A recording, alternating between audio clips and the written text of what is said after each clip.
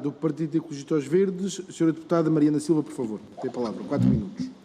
Obrigada, Sr. Presidente, senhoras e senhores deputados. Começo por agradecer a disponibilidade da Sra. Diretora Graça Freitas para estar aqui hoje a prestar alguns esclarecimentos, desde que é um tempo em que todas as dúvidas merecem uma resposta para que se ganhe a confiança que é tão necessária para o combate à pandemia. Sabemos que as normas da DGS ditam muitos dos comportamentos que devemos adotar no nosso dia-a-dia e ditam também as rotinas dos mais diversos locais de trabalho.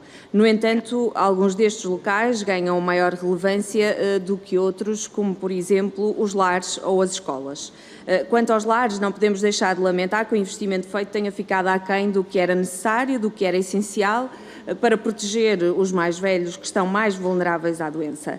Não se consegue perceber como é que muitos lares conseguiram escapar à proliferação da doença nos seus espaços na primeira fase, em que tudo o que vivíamos era desconhecido, e que nesta fase, com o conhecimento estruturado e algum investimento já feito, o Covid-19 esteja a entrar nestes lares e esteja a provocar a morte de muitos dos seus utentes.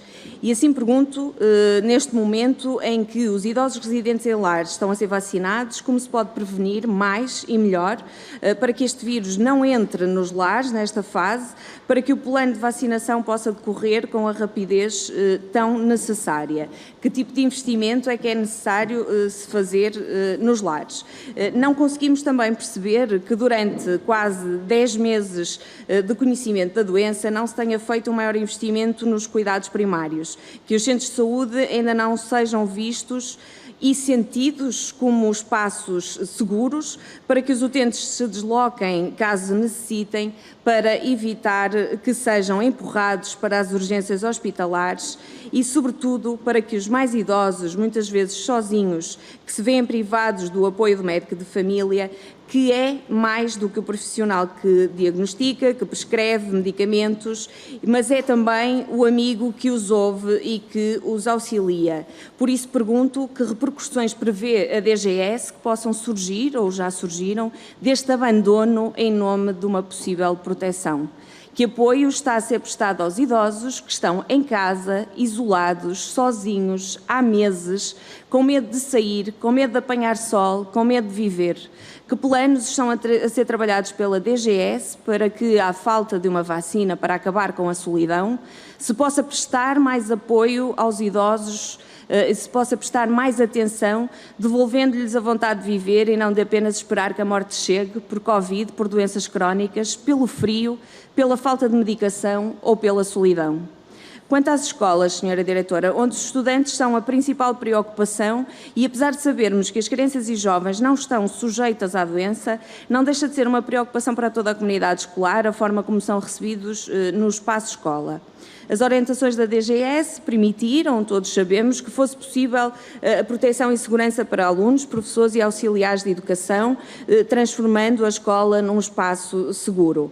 No entanto, o que gostaríamos de saber é se a DGS pensa alterar alguma das orientações dadas às escolas, porque esta nova estirpe do vírus será mais contagiosa.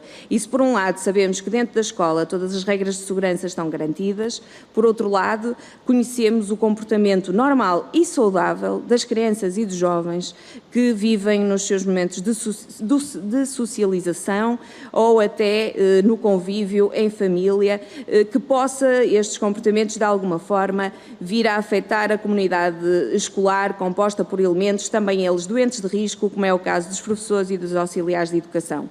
Assim pergunto se existe algum plano em vista para se proteger a comunidade escolar nesta fase em que o vírus está ou estará em mutação e que o plano de vacinação diz que muitos destes profissionais não serão vacinados na primeira fase e, como a Sra. Diretora acabou de reafirmar, não estão numa profissão de risco, mas que lidam diariamente com... Para concluir, Sra. Deputada, por favor. Sim, estou mesmo a terminar. Mas que lidam diariamente com um grupo vasto de jovens e crianças que podem ser transportadoras do vírus sem que se perceba. E por isso, Sra. Diretora, mais do que alterar o plano de vacinação é perceber se há aqui alguma visão de alteração das orientações dadas às escolas pela parte da DGS.